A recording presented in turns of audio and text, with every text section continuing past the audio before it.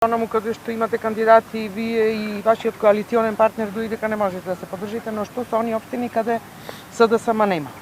Првин СДСМ води во над 25 општини во кои што одиме во вториот изборен круг, односно ние имаме кандидати во 6 општини повеќе од ВМРО ДПМН и во 80% од сите сме во водство. Влегуваме во вториот изборен круг во овие општини,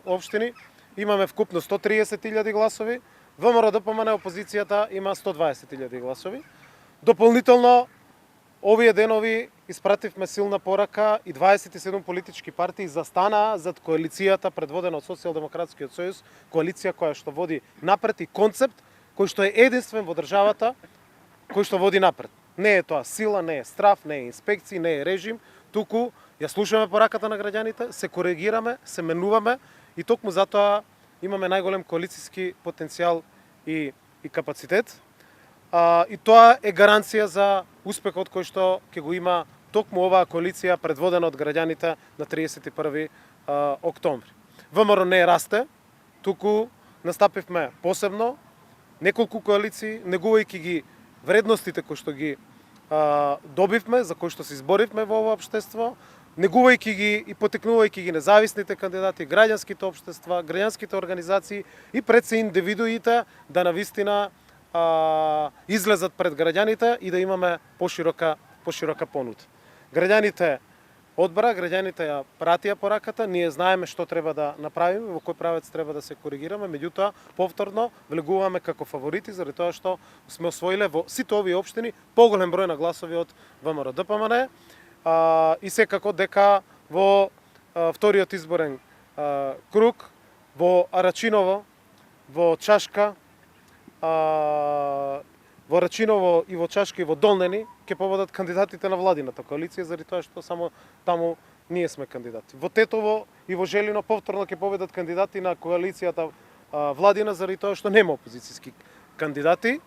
Во македонскиот блок во најголем дел од општините сме во водство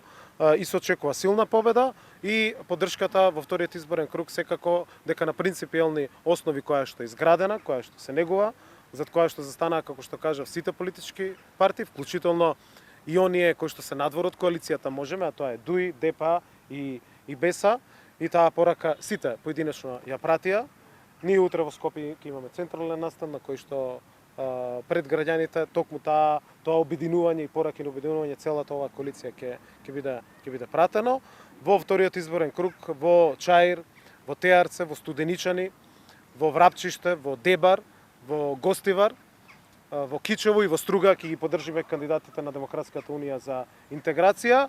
и на тој начин ќе закружиме еден